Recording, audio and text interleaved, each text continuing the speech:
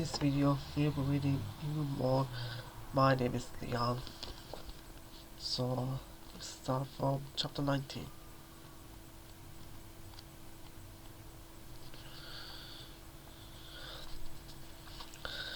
It's a long walk from the car park to the hospital. The zebra walks fast and Leon has to stop to keep up with it. They go up in the lift and Leon presses the button. Lots of people get in and squash him at the back. Then they all get out at the same place and do lots more walking until they find Maureen. She is sitting up in bed with a white tube in her nose. At last, she says as she holds her arms open for Leon. She smells different, she looks different, and she sounds different, but when she snuggles him and rubs his back, she is the same. Leon hugs her back, she laughs. Miss me, eh? Well, I missed you as well. Can't wait to get home. The zebra starts walking away. I'm going down to the cafe. I'll be back in about 20 minutes. Alright, Leon? Alright, Maureen? Maureen waves her off and then looks at Leon. Is she alright? Does she get on with Sylvia? I don't know, he says. She got me a BFX. Did she know? Yes, a real one. It's red. Goes really fast. That's lovely, Pigeon. And what about you? You're getting on with Sylvia? Leon says nothing. She treating you alright? Her mouth is smiling, but her eyes are sad. Leon looks around the wall.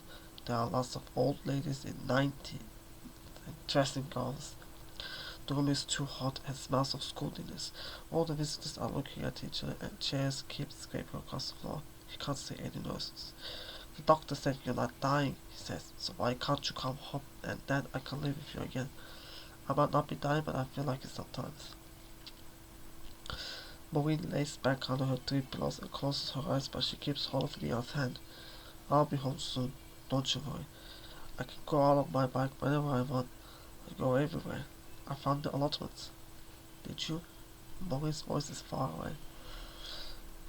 And there's lots of people out there that wave at me. Is that so? Jack hasn't written to me yet. No, love. I don't know where he lives. No, love, not me. When I'm in bed at night, I can't sleep properly. Really? And I have to go to bed when it's still light. Yes, I know. The wind blows the curtains and it looks like someone's coming into my room. Well, they're not. Mama hasn't come back. I know, love. The time goes slowly. Maureen's hand gets hot and sticky and he can hear the wind in her chest. It whistles like a recorder.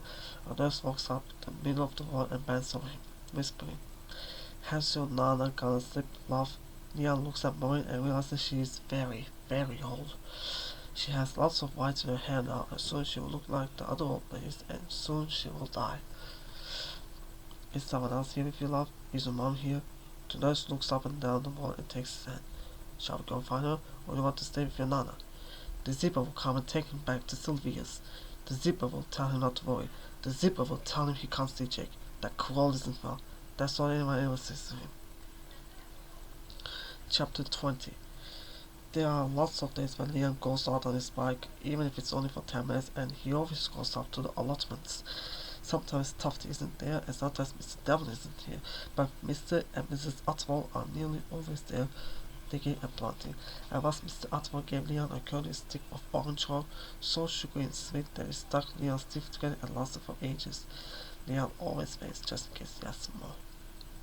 Today Tufty is there, but he isn't alone. He's sitting on a fold-up chair with 4 of his friends, playing dominoes while an old man in a tweed coat watches. The way Tufty slams the dominoes on the table it's like he's trying to break it in half. He nearly stands off his chair and holds the domino high up in the air, and when he mashes it down on the table, he says, "Yes." "What you got, Stump?" "Eh, what you got?" says Tufty. "One," says a short, fat man with a woolly hat. "One." Then they all start talking and laughing about the push the dominoes into a heap. They talk loud, deep, all at the same time, in fast West-Indian like his dad used to do, except they are laughing all the time and making jokes. As Tufty collects up the dominoes, he notices Leon. "Yo, Star!" shouts Tufty. Leon gets off his bike and races against the hut. He goes up to Tufty, who puts his hand on Leon's shoulder. "My friend is," he says to the other man. "He comes up regularly to help me. You call him Star. Now this is Castro, Marvel, Maxie, Stump, and Mr. Johnson." The men nod in turn and get up, folding their chairs and handing them to Tufty. Mr. Johnson, who looks about 100 years old, shakes Leon's hand. Pleased to meet you, young man. Mr. Johnson has stormy white hair in a little afro, and he hands Tufty a bunch of keys. Well, Linwood, I'm going, he says. You're on your own tomorrow. Lock up good. This church meeting will last all day. Leon sees the tall man with his ginger hair shake his head. His green eyes are narrow and red, and his hair sticks up in dreadlocks all over his head. When he talks, his small brown beard bobs up and down. He makes a long hasty noise, drawing the air through his teeth. You're still turning the other cheek, eh, Johnson? Mr. Johnson folds up the collar of his coat like a scorn. Listen, Castro, you don't have the monopoly on anger, on a sense of injustice. You also finger in the air. We have to organize. Black people won't get anywhere unless and until we form ourselves into a body which society recognizes, that can lobby the authorities and seek redress. All the time, Castro carries on shaking his head. Even Castro's skin is ginger, brown and milky like a cup of tea, and he has freckles all over his face and down his neck. When he talks, his voice carries right across Tufty's block. Mr. and Mrs. Otwell raise their hands. That's all right, Johnson, but black people had to be grateful. Not when you and my father come to this country in your good suit and your pressed hair, doing as you're taught, cleaning floors and driving buses. Castro pauses and looks at each man in turn. Them days is gone. We don't have to be holding out our hat for the white man's leavings. If we come together to form something, it's an army, not a, what you call it, lobby group. You think white people going to listen to monkeys? Monkeys is what they call we. All the other men start talking at the same time while Tufty and Leon stand and listen. Tufty brings drinks and picks up the empty cans while his friends decide about their army. Leon can hear that the others don't like Castro's army idea, but they don't like Mr. Joseph's lobby idea either. He helps Tufty tidy things, and while they're still talking, Tufty takes a plastic pop bottle and fills it with water. He gives it to Leon and gets one for himself. Then he brings out the black plastic seed tray. Look, he says. Look what's happened. The seeds have split and a strong curving tendril is shooting out like they are stretching out or raking out from a long sleeve. Two little leaves, like claws wings, sit on the tip. These are babies, says Tufty. Fragile. Babies need looking after. Come. At the other end of Tufty's plot, there are tall wigwams made out of bamboo canes, 2 long rows. If you cover them over with leaves, it will make a fantastic Dano hideout. You see here, Tufty says, you have to put these seeds in carefully. Make a hole at the bottom of the stick like so. Pour water in the hole. Drop in the baby plant. See? Leon kneels down and gently tickles the soil in around the hole so the seedling looks like it's always been there. You got it started. Now pour on a bit more water. Don't drown it. Why have you put it by the bamboo sticks? Will they grow as well? No, says Tufty. These plants need support. They need to hold on to something strong while they're growing. They curl around the bamboo and then, a couple of months time, you get some beans. Tufty straightens up. We got a lot to plant out. Look, I'll put them in the hole. You do the watering. So, Leon follows Tufty from plant to plant, watering all around the bottom of the bamboo canes. He goes back to the water pot and does the same thing again until it's all done. When they walk back to the shed, Tufty's friends are still talking. Castro is standing up, waving his arms and pointing to the street. You don't see what the police is doing to black people? Stop and search? You don't listen to the news, Johnson? Leon feels sorry for Mr. Johnson because he keeps trying to talk, but Castro is too loud. Mr. Johnson speaks softly, but Leon knows he's angry. Don't bite the hand that feeds you, Castro, he says. Walk with the hands God gave you. He looks at Leon and slowly closes his eyes. Nobody listens anymore. Then Mr. Johnson puts his hands in his pockets and walks away. Tufty holds his trowel in the air. Easy. Keep it quiet. I'm already on a warning. No one says anything for a few minutes and then Tufty claps his hands. You're going to a Rialto dance on Saturday? They gave me a spot, so listen, let me try out my new poem. They all shuffle around until they're facing him. He plucks a yellow flower from the ground and holds it up. He picks up one petal and then another, and as he speaks, he does all the actions, making everybody laugh. I call this conspiracy. She love me not. She love me not. So, me take up the records and make a Dutch pot. I step out quick before she changes her mind. and I walked with a swagger, never looking behind.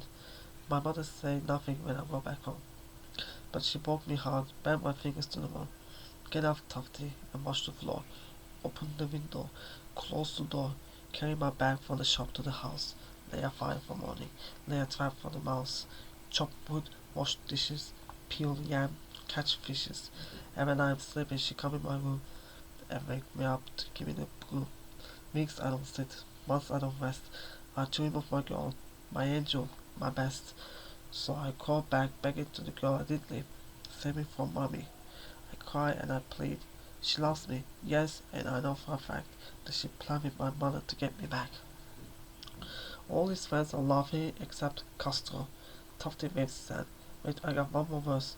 Fucking girls, that's all you got on your mind, Tufty? Tufty smiles and holds his arm as on. Come on, Castro, man, chill out. Leon watches Castro walk away, swinging his arms, kicking the stone all along the path. Chapter 21. Leon hates his new school. Because Leon missed a lot of school when he lived in Kool, the teachers keep saying he has to catch up, but Leon is good at reading and writing and something. Anyway, all the lessons are boring. The new school by Sylvia's house is even worse than the other ones, and so is his teacher. He doesn't care about the Victorians and writing stories. He doesn't like it when they have to draw pictures about planets and stars. And he doesn't like school trips when they want them to go to the toilet. And there are two boys in his class that have the same birthday, and they both went to see the Jackson 5, and they keep talking about it. At lunchtime, sometimes Leon plays football, and sometimes he sits with Martin from the year below.